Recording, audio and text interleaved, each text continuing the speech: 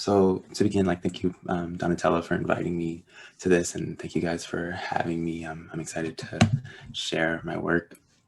And so, as Iván said, in my kind of larger project, I'm thinking rehearsal as an improvisatory space and time that hasn't settled into the finality of performance. And so what I mean by that is kind of that rehearsal is the place where the rules of a given performance or world are negotiated. And so I'm positing Blackness as an ethics or practice, right, that in open vulnerability acknowledges the precarity of Black existence, while also calling for a fugitive or non-proprietary improvisation of the factor conditions of our existence as Black people. And so I'm proposing Blackness, a Black inhabitation of rehearsal, as a kind of theory or mode of performance that we can make recourse to when thinking about alternatives, alternative modes of living, or alternative modes of performance. Okay, and so in the paper that I'm presenting today, then I'm thinking about the way a Black inhabitation of rehearsal bears itself out, on the one hand, in the situation of the play. And so Le Blanc is a play by Lorraine Hansberry that was posthumously produced and published by her ex-husband and literary executor, Robert Nemiroff. And so it was produced in 1970, which is 5 years after she passed away from pancreatic cancer. And it was adapted from her notes and their conversations. And so this situation, in some cases, arouses suspicions around Nemiroff's involvement. And so, for instance, Adrienne Rich, in her essay, The Problem of Lorraine Hansberry, expresses frustration reading Lorraine Hansberry's work, because she says that she's never sure whether she's reading Hansberry's words or Nemiroff's words. And so I'm kind of thinking about that situation as a suspension of her kind of claim to authorship, and that leaves the play in a space of rehearsal. And then I'm also kind of thinking about how rehearsal, this idea of Black inhabitation of rehearsal, bears itself out in the play through the character Eric and his deviant or fugitive embodiment of race, gender, and sexuality. And so I'm going to read just an excerpt from my paper, and hopefully that will give you guys an idea of what I'm kind of talking about. And so this is just sort of a map, because I'm going to talk about some characters, and hopefully it'll be helpful with understanding the characters' kind of relations to one another. Okay, and so Le Blanc is set in the fictional African country of Setembe and follows the inhabitants of a Catholic mission led by Reverend Torvald Nielsen. The prologue to the play, beginning 5 minutes before curtain time, opens with gradually building sounds of the African bush, and on stage the mission can be seen in silhouette. The growing sounds reach crescendo and culminate in the appearance of the speechless, not silent figure of the woman, who you can see in the picture on the bottom left, who, with her face painted for war and adorned in bangles and a girdle of silver and feathers, appears to represent the anti-colonial sentiments of the Kui people living in Setembe that are now boiling over.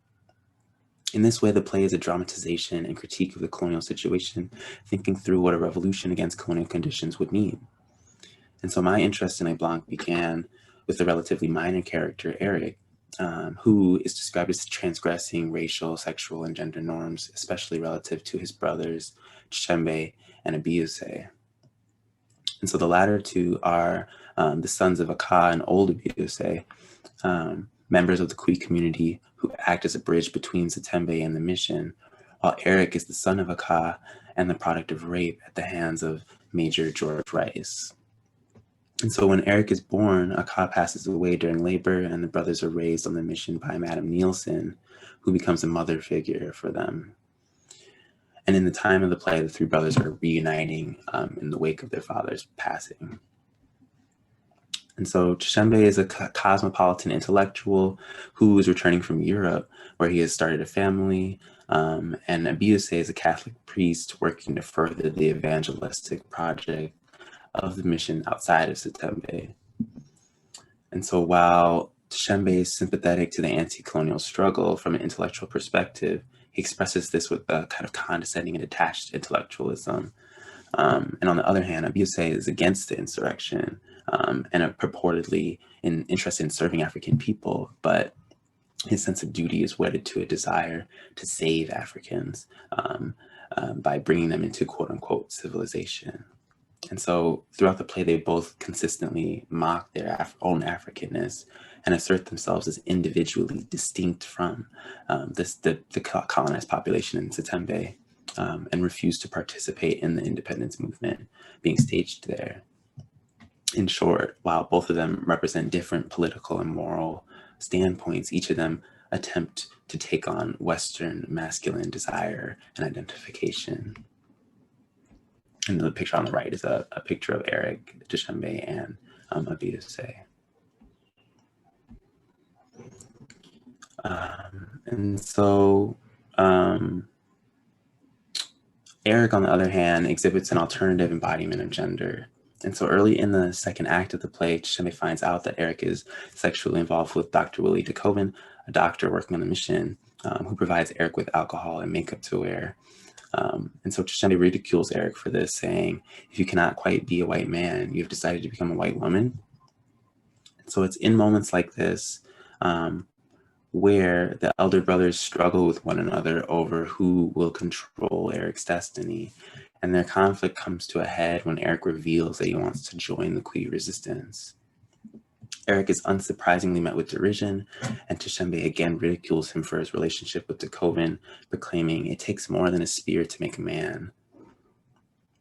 Eric fires back, asking, what does it take, Dushanbe? You teach me. What does it take to be a man? A white wife and son?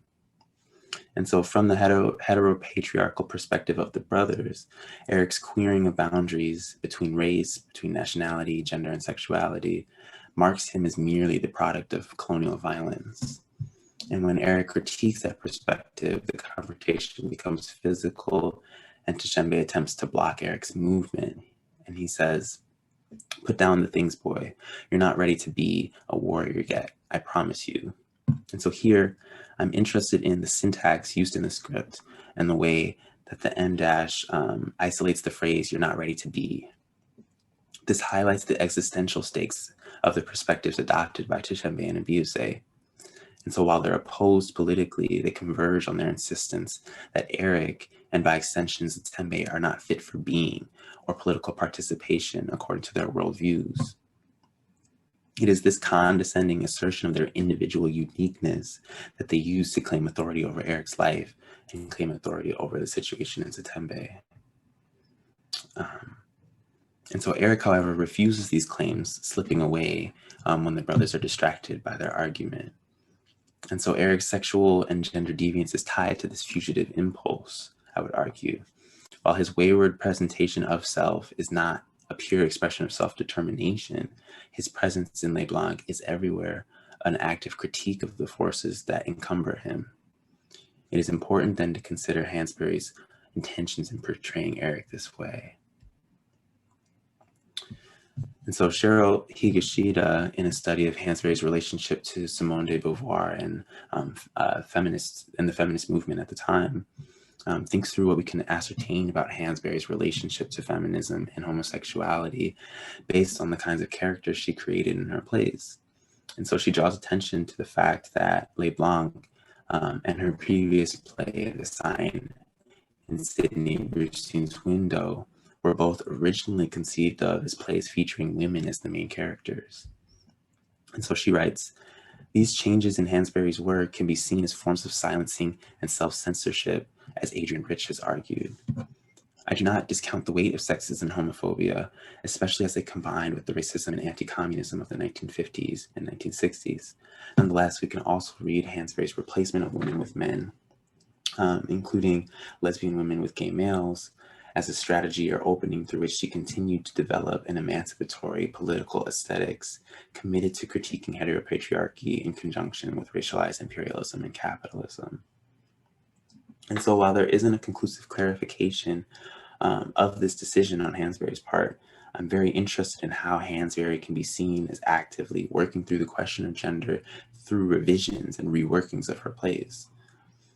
Through Eric, I like to imagine that Hansberry rehearses the possibility of challenging normative identity formation and arriving at an alternative and Black embodiment of gender. Upon first reading the play and encountering Eric, I was very excited and fascinated about the idea that Hansberry had incorporated a queer and perhaps gender non-conforming character in Le Blanc, a play that was explicitly concerned with some of the more difficult questions regarding revolutionary possibility. The question of Hansberry's own sexuality was also a factor in this, and was Hansberry in this unfinished play attempting to perhaps work through her own relationship to non-normative sexuality. This was in part a projection, of course, reflecting my own desire to relate to and identify with both Eric and Hansberry because of my own kind of ways of thinking about gender and race and sexuality. And so Eric's deviance, again, right, is like not a pure example of self-determination. And in that sense, then perhaps Hansberry is making a kind of connection between colonialism and non-normative sexuality and gender expression, right? And maybe she's like kind of problematically suggesting that the latter are manifest only as effects of colonial domination. But it's kind of undecided, right? Because of the unfinished nature of the play and the way that she kind of is always working through these questions. And so in her critical biography, Looking for Lorraine, The Radiant and Radical Life of Lorraine Hansberry, Imani Perry makes an interesting comparison regarding Eric that might shed some light. She writes, "The fictional Eric in various ways was like Lorraine's beloved friend Jimmy. Like Jimmy, he is the one in the family who is not his father's biological child. He's the one who, according to Tshembe, has failed to be a man. And yet he is the one who holds most closely to his father's inheritance and his mother's words, the name she gave him. His drinking and his love life are thinly veiled references to Jimmy, that is James Baldwin, Jimmy's struggles, as is his beautiful moral imagination." So Perry's observations about the parallels between Eric and James Baldwin give us reasons to speculate about some of the less obvious motivations behind writing a character like Eric in a play like Le Blanc. What would it mean for our understanding of the play to read Eric's character as a Black and queer rehearsal of love, understanding, and care for a friend like Baldwin? One of the results of Robert Nemiroff's literary executorship was that Hansberry's own lesbianism was obscured for a time, and at the same time, his adaptation of her notes on Le Blanc preserves its queerness. And so rather than simply ignoring or shifting attention away from suspicions around Robert Nemiroff's close and controlled handling of Hansberry's work in archive, how might we imagine that archive is doing its own work in and through the fact of those conditions? What would it mean to read Hansberry's work with the respect for Hansberry's own openness and vulnerability as a Black woman, socially, but also physically, considering her fight with pancreatic cancer in the latter years of her life?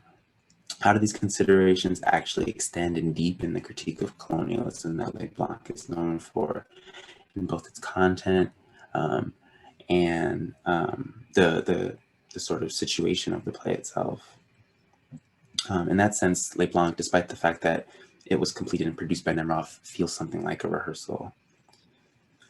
And so in that way, you might begin to view a kind of life lived between Hansberry's status as a monumental or mythic, like Black political figure, on the one hand, Nemiroff's hand in our access to our archive on the other hand, and the idea of a true Lorraine Hansberry that drives contemporary literature on her life and work. That life, given the question Hansberry was attempting to address, and her ideas for what the world could be, can be said to move and think in constant evasion of capture. And it is important to point out that this movement in thought is not independent of these surrounding circumstances. And so to suggest that Hansberry's voice, vision, presence, or spirit shines through or perseveres in spite of these circumstances would simply set up a binary opposition that's not part of my argument.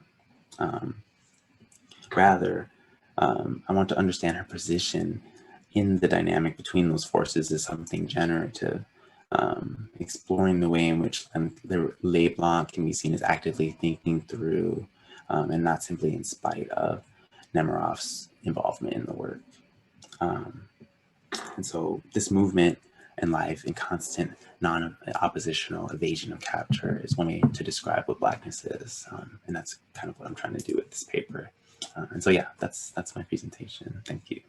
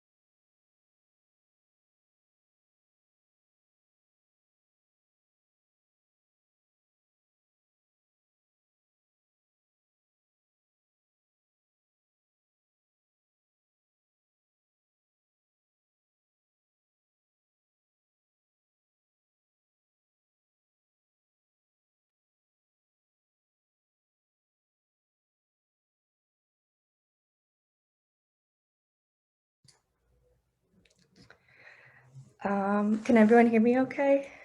Hopefully that's a yes. Okay, so thank you to my fellow panelists, moderators, and the Center for Ideas and Society for hosting the Narratives for Healing and Justice panel. I feel very honored to be able to present an excerpt of my work in progress chapter of my dissertation entitled Get Well Soon is Not an Option, When Get Well Soon is Not an Option, Sick-Bodied Performance as an Alternative Ontology in Johanna Hedva's Sick Witch. Before I started, I want to provide a content warning as my media has sounds of vomiting. So when that comes up, feel free to turn down your volume if needed. Okay. As someone who has a chronic disease, I have long wondered what people mean when they say get well soon, because those of us who inhabit bodies that are chronically ill have a particular experience of sickness, not as temporary, but as an ordinary fact of life. Sick bodies are thought of as deficient when the embodiment of sickness is positioned as a passive or waiting state where one always works to get better, especially when one's value is based on their ability to be a support to capital. Fundamental to my approach to theorizing chronic illness is a foregrounding of the ways that neoliberalism creates conditions where the health of the economy is prioritized over people's well-being. To illustrate the often invisibilized violence of neoliberalism, I treat it as an ontology, by which here I mean a process of worlding or a form of enacting realities. In other words, I see neoliberalism as a process in which understandings of what constitutes a human hinge upon ideas about time, productivity, and individualism. A neoliberal ontology is one that uplifts the idea of efficiency over social benefits, quality of life, and ecological concerns. It is where productive bodies are valued and non-productive or sick others are neglected, ignored, and left to die. When individuals, especially those with chronic illness, fail to keep up with the pace of work or do not otherwise support capital, there is no place for them within neoliberalism. And then how does one exist in a framework that denies humanity to those who cannot get well? Chronically ill artist Johanna Hedva's performance of Sick Witch illustrates an alternative in which the sick body subverts the categories of normativity under the health regimes of neoliberal capitalism. By challenging the compulsion to get well, Hedva's work undoes assumptions around the experience of sickness as a stagnant, passive, waiting state. Like Hedva, who describes themselves as experiencing multiple autoimmune diseases and chronic illnesses, including but not limited to endometriosis, bipolar disorder, panic disorder, and depersonalization disorder, I'm chronically ill. Being diagnosed with autoimmune diseases, both Hedva and I experience fatigue, constant pain, and susceptibility to illness. These experiences frame our engagements with neoliberal expectations of health on our bodies. With our chronic illnesses, we do not get better. Chronic sickness transforms the event of illness. It puts the body in a crisis that cannot be recovered from. Hedva's performance of Sick Witch as an embodied alternative to a neoliberal ontology, repositions sickness from a one-time event to something that is always already happening. Their performance underscores how the temporality of chronic sickness places the body in constant crisis. Closely examining Hedva's performance illustrates how the crisis of sickness demands a reframing of wellness when one cannot get themselves well. As such, I ask, what place do sick individuals have in a neoliberal ontology predicated upon wellness as productivity?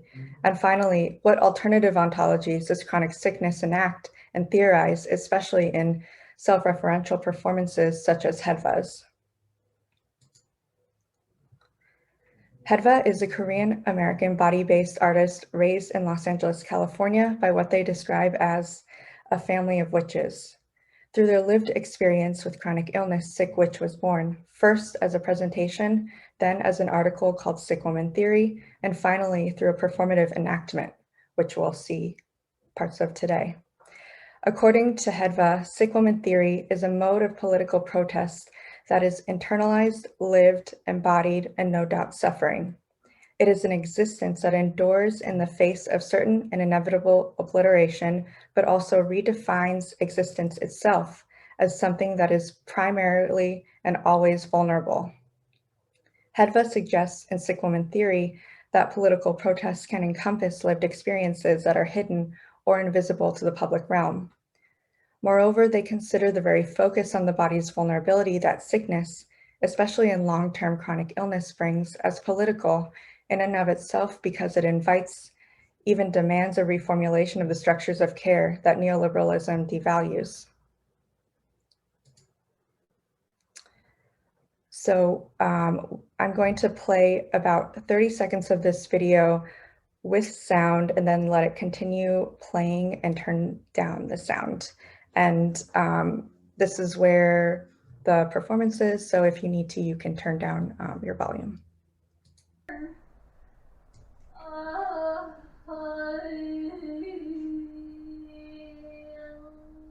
If you reduce your stress, it would help a lot.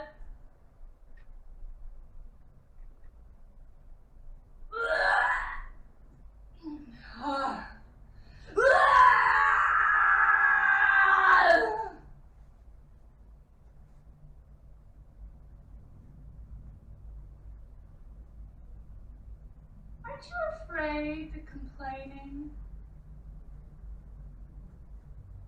will make you seem weak?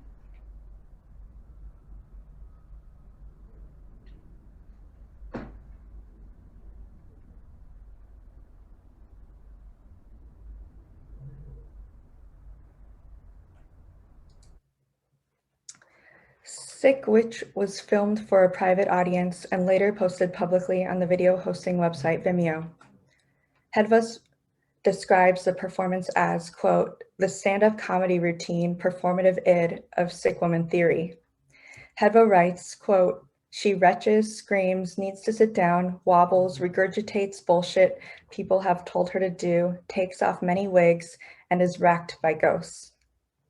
In the performance, Hedva is positioned in one spot in the middle of the living room. Within this space, they struggle to stand up. Dressed in a mid-length slip dress and heeled combat boots, with their hair covering their face, Hedva situates their body in a crouched position. From there, they start moaning and retching through helpful advice that they have received, all while moving in pain tension towards a standing position.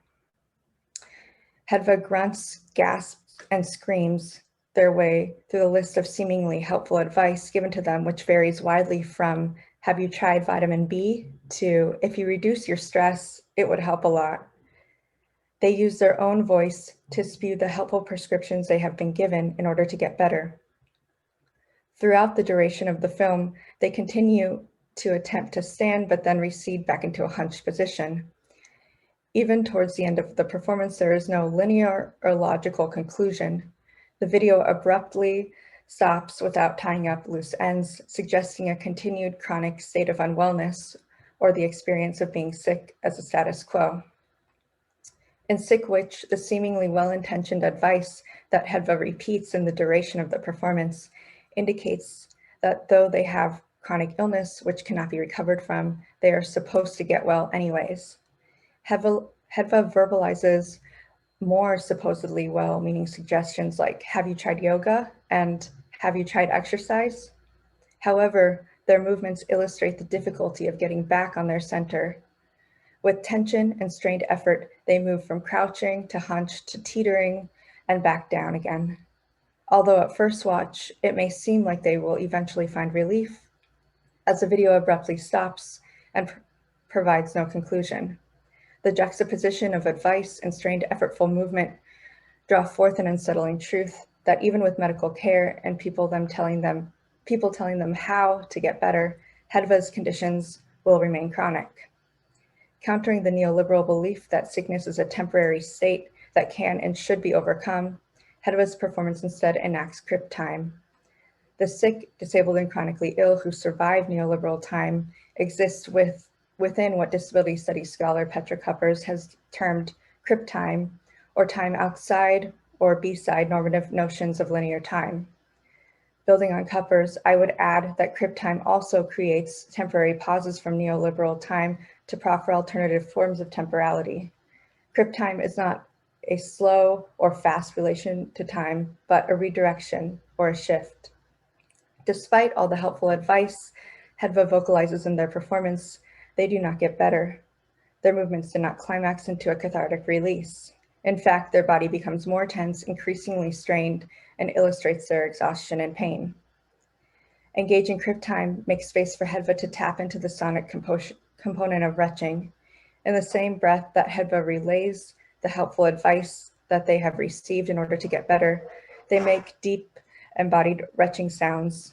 The sounds are not just gagging or the dry physicality of making yourself vomit, but guttural and embodied.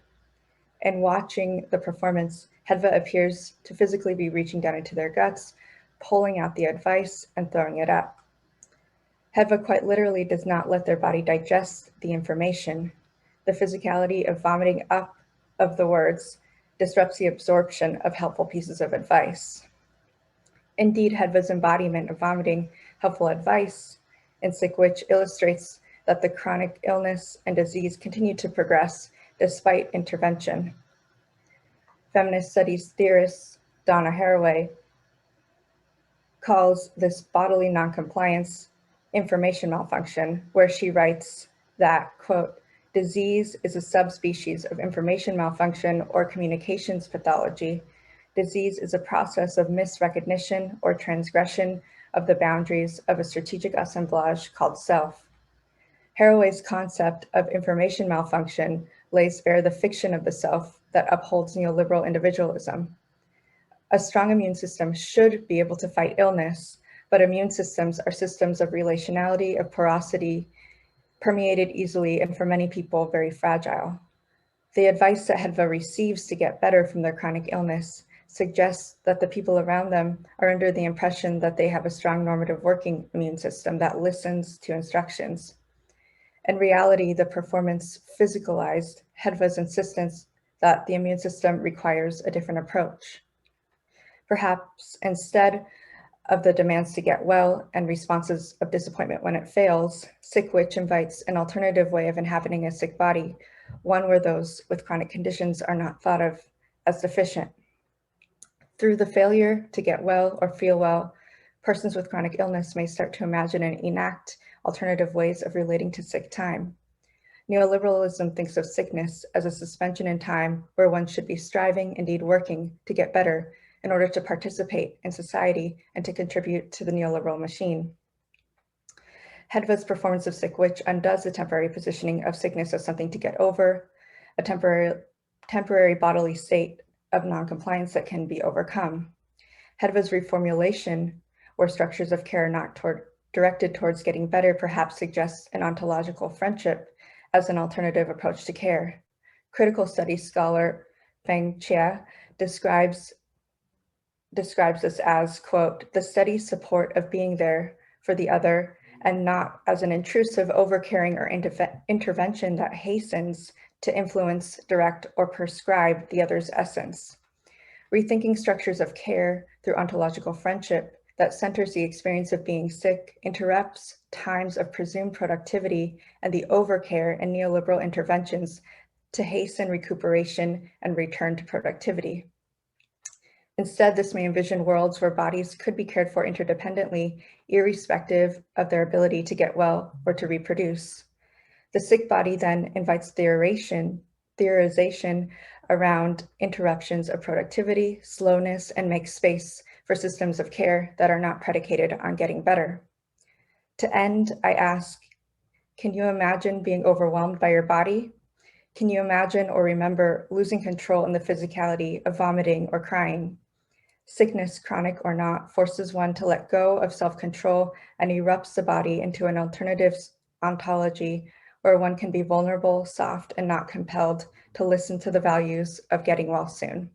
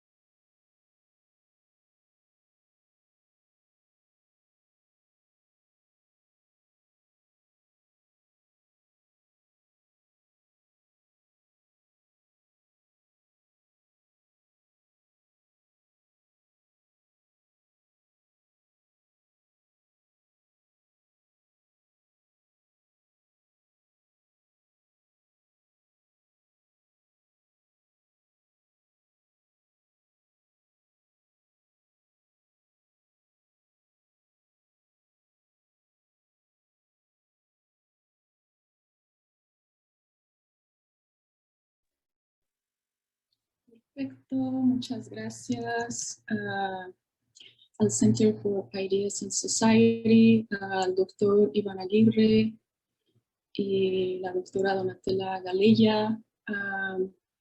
¿Todos pueden escucharme? Perfecto, gracias. Y voy a compartir mi pantalla.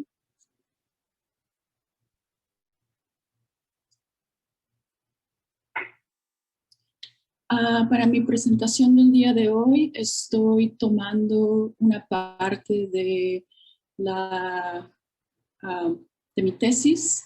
Específicamente me estoy enfocando en un documental, Los Reyes del Pueblo que no existe.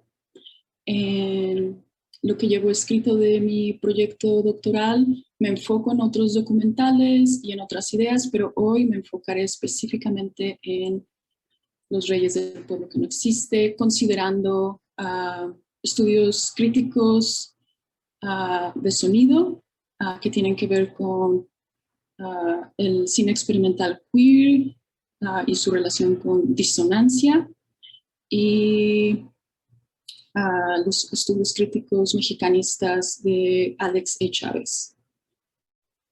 Y quisiera empezar con un audio clip de la película. Antes es muy breve.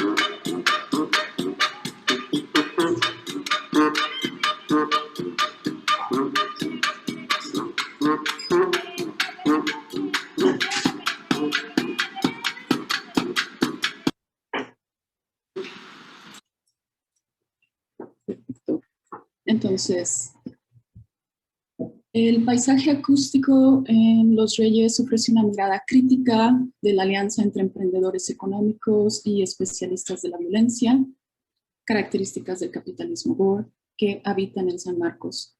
Los habitantes de San Marcos recurren a una forma alternativa de enfrentar el miedo y la pérdida. El cuerpo, la memoria y el espacio están al acecho de la violencia extrema como instrumento del control territorial y consecuencia de la acumulación descontrolada, así como el extractivismo del régimen vigente en la región. El paisaje acústico manifiesta la posición de la cámara y la imagen testimonial entreteje una red de relaciones constantemente moldeadas por la acumulación desmedida. Las prácticas cotidianas en Los Reyes remarcan los procesos colaborativos de activismo y justicia social a través de la producción audiovisual. La propuesta de un mapeo audiovisual de la memoria en Los Reyes establece un andamiaje para los paisajes acústicos en el género del documental. La secuencia de la vaca, la tormenta en casa de Yoya y Jaimito, y la banda en la plaza en Los Reyes permiten un acercamiento al paisaje acústico. El contraste entre el miedo y las prácticas cotidianas sirven como una manera de lidiar con la violencia y la pérdida como he mencionado. Invitan a la contemplación y reflexión de los procesos colaborativos de la lucha social que simbolizan la experiencia afectiva del paisaje acústico en el documental. Los planos fílmicos posibilitan una afectividad visual. Sin embargo, el audio desemboca en una reflexión basada en sonidos y música. El enfoque de Los Reyes en el sonido y la música permite un acercamiento a las relaciones afectivas y yuxtapuestas en la convivencia en San Marcos. Juana Suárez provee pensamientos críticos e importantes sobre el papel del audio en el cine experimental queer. Y tengo una cita de él. Its volatility and wantonness are forms of dissonance as the difference in effective tonality between sound and visuals remains unsolved.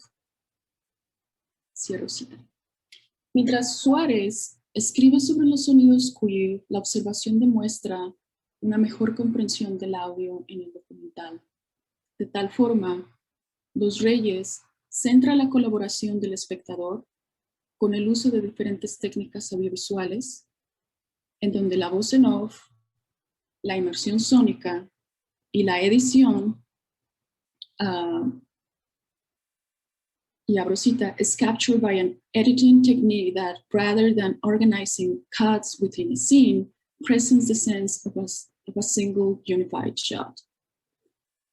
De modo que el miedo y el trabajo en la película sugieren la participación en la cotidianidad entre el espectador, los protagonistas y la directora.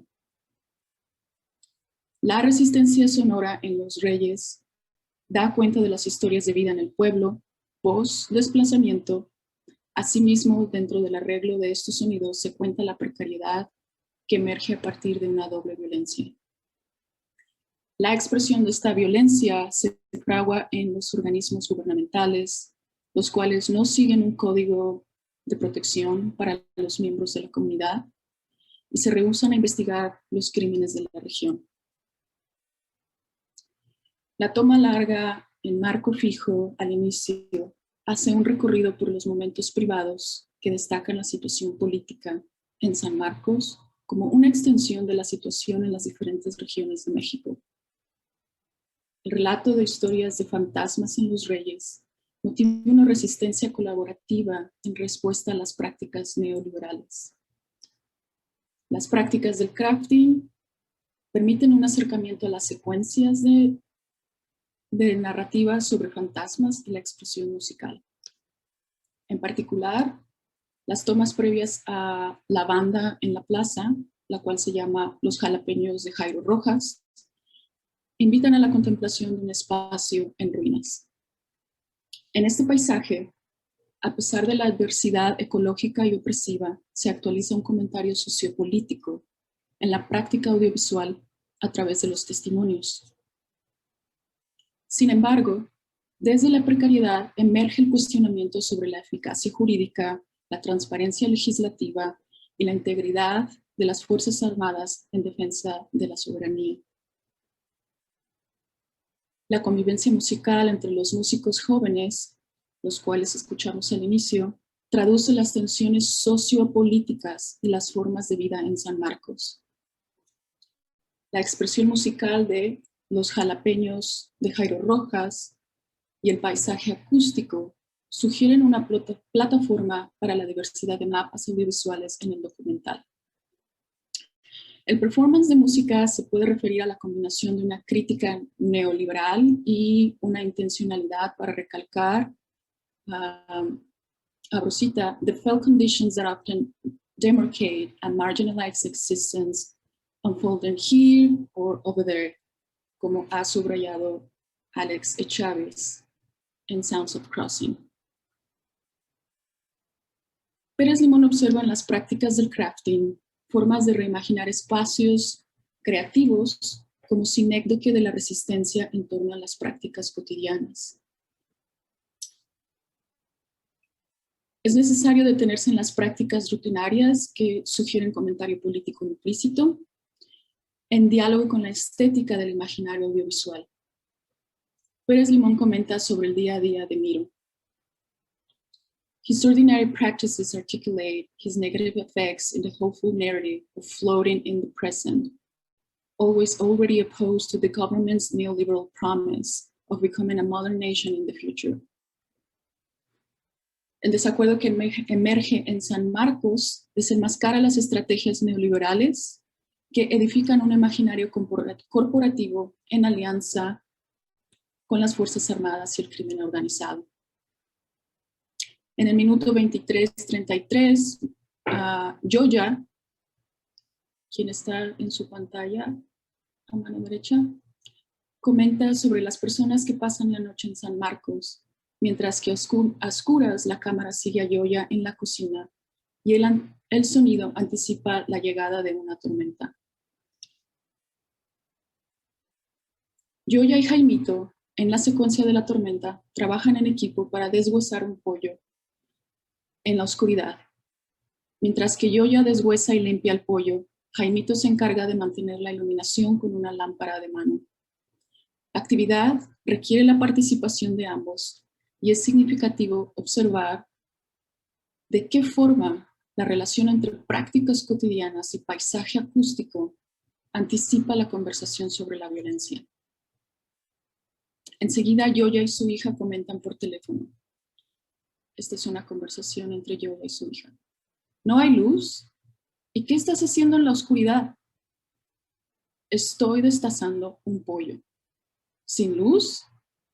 Sin luz, fíjate. La tarea de limpiar el pollo adelanta los posibles motivos por los cuales después, en la siguiente secuencia, Yoya distingue entre los que habitan en San Marcos de día o de noche. Por lo tanto, la permanencia de los habitantes de San Marcos relata el encuentro de sonidos de resistencia. En San Marcos se resiste no solo al desplazamiento forzado, sino al mando de los reyes implícitos de la región. El control territorial entre carteles y policía en Sinaloa delimita las posibilidades económicas a las cuales los habitantes de San Marcos pueden acceder. Por un lado, el Estado les arrebata de su comunidad al construir la presa Picachos y causar la inundación del pueblo. Y por el otro lado, les abandona ante el enfrentamiento entre las fuerzas militares y el crimen organizado.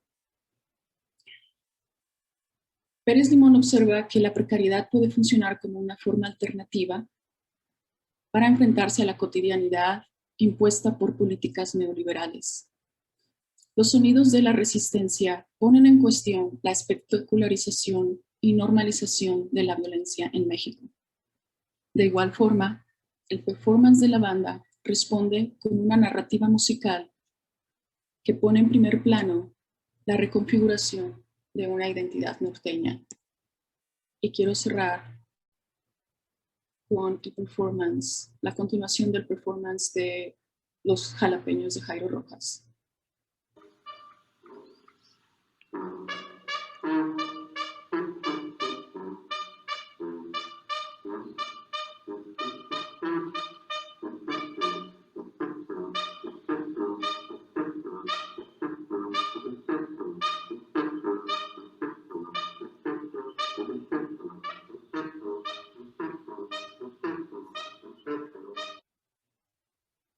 Este es un trabajo que sigue en proceso, en el cual ahora estoy explorando, como lo he mencionado, perspectivas críticas sobre el sonido en el cine queer experimental y estudios de sonido mexicanista, Latinx, y estoy muy contenta de haber presentado esta parte de mi tesis con ustedes y de escuchar más de sus sugerencias y perspectivas. Muchas gracias a todos.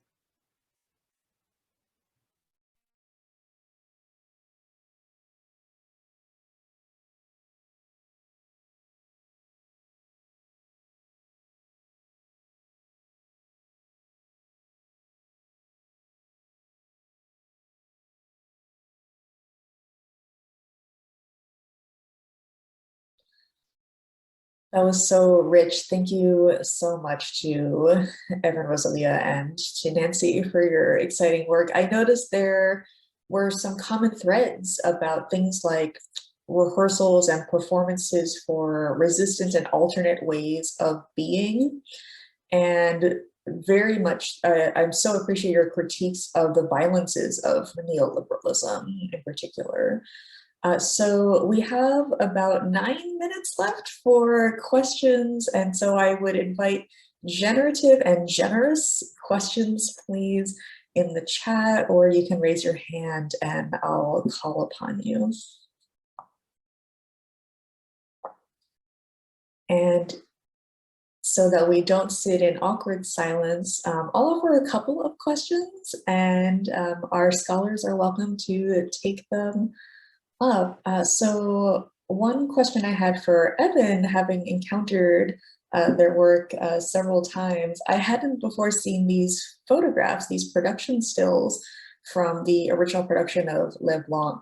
So I wondered, Evan, about how you're reading them, in particular comparing the unnamed African woman with Eric, and I'm thinking about the costuming of them and the levels of them, levels, you know, for the staging of different actors in relation to each other, how that often suggests different power dynamics.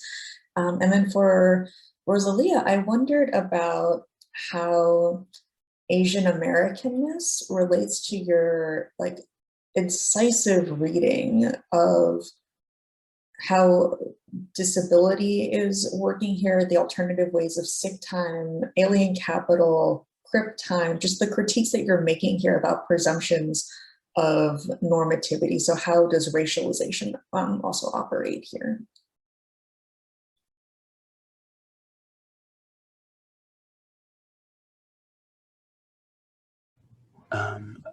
I guess I can respond. Like the pictures are from this book by Stephen Carter called Hansberry's Drama, and I guess he kind of like found some pictures. And so one of the pictures did not have a date listed, and so they were both from different productions. Like I think the one of the brothers was from a 1979 production of it, and it was courtesy of Robert Nemiroff provided, and then the other one, I'm not sure where that one was from.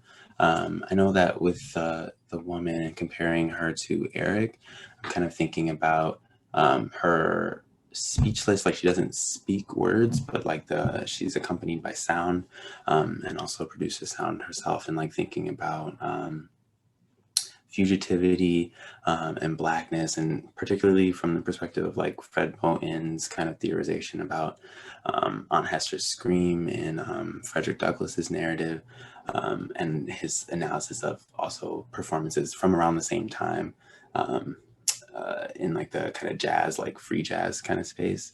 And so just thinking about her character as maybe an expression that is in that tradition of the kind of sound kind of bearing content, but not necessarily meaning in that kind of Western normative way.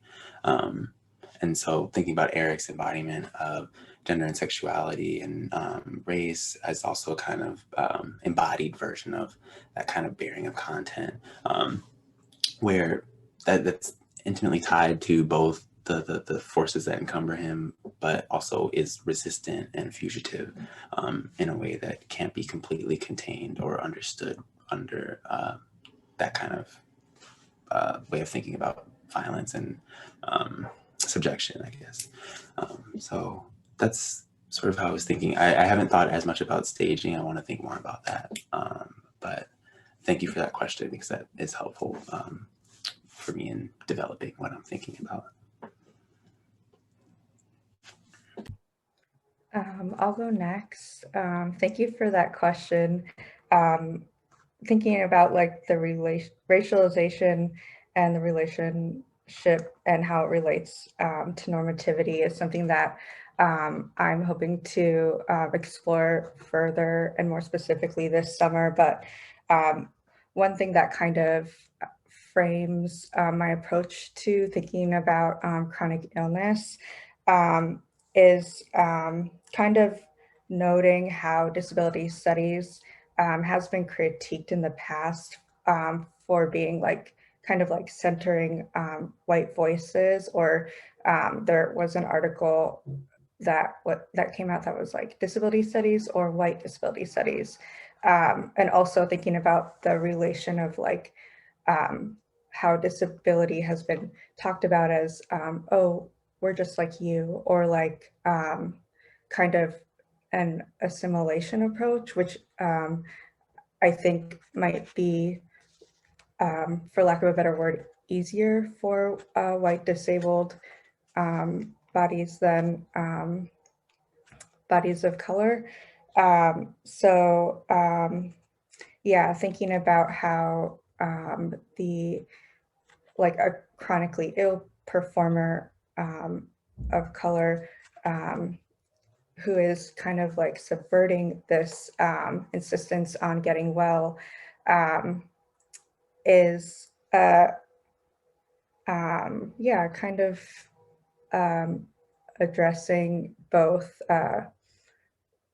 kind of the getting well, the compulsion to adhere to whiteness, or kind of like the neoliberal white supremacy, and yeah, assimilate into a productive body. But yeah, I'm gonna definitely kind of explore that more in the summer. Great, thanks for sharing that. All right, do we have other questions? Yeah, other.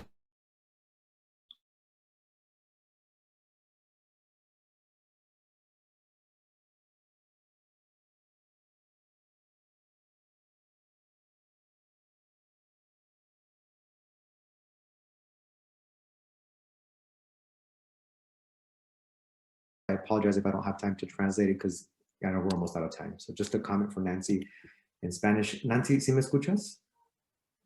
Sí, bien. Un comentario, Nancy, te felicito por tu presentación. Un comentario sobre la relación histórica entre la producción cultural, la producción musical en particular, entre el México rural, en la llamada música regional mexicana, y sus producciones en los Estados Unidos. Una relación histórica muy, muy larga ahí, sobre todo, por ejemplo, en el resurgimiento o renacimiento del llamado narcocorrido como género, que el musicólogo Josh Krohn llama necrocorridos, lo cual me parece una redundancia porque los corridos como género siempre han tratado de muerte y violencia. Pero nada más sugerirte, recomendarte, no conozco el proyecto en su totalidad, quizás sí abordas esta relación, pero entender un poquito más sobre cómo hace eco esta producción musical, producción cultural en los Estados Unidos, entre el México rural en particular, las diferentes tensiones que pueden haber ahí. En veces se ha censurado, en veces se ha representado de una manera caricaturesca. En fin, hay una relación histórica muy larga ahí que siempre me ha interesado y creo que ahora en esta nueva etapa, en este nuevo renacimiento del narcocorrido en particular, se están dando colaboraciones muy interesantes entre músicos en México, jóvenes en los Estados Unidos, a través de diferentes géneros y diferentes estilos musicales, todo en torno al México neoliberal, la violencia y la llamada narcocultura, ¿no? En fin, gracias y felicitaciones. Gracias. Nancy, did you want to respond to Adrian's comment? Sí, gracias, Donatella. Oh. Ahí está, gracias. Sí, gracias, profesor Adrián Félix, y gracias, Donatella Galea. Sí, de hecho, este verano me voy a dedicar a explorar más las ideas y perspectivas sobre los estudios de sonido que propone Alex E. Chávez, puesto que él se acerca al guapango arribeño y precisamente hace una relación con el flujo migratorio entre no solo Ciudad de México y en su caso sería Querétaro, San Luis Potosí, pero también el flujo migratorio hacia los Estados Unidos y cómo hay una conexión histórica que viene mucho antes del Tratado de Libre Comercio en 1994 y que tiene todo que ver con la influencia de los regímenes económicos de los Estados Unidos, y me va a dar mucho gusto explorar más estas ideas y perspectivas y agradezco mucho tu comentario, profesor Félix. Gracias a todos. To echo that, thank you again to everyone for coming, especially to graduate students for showing up for each other for today's panel. And I hope that you'll continue to do that throughout the day.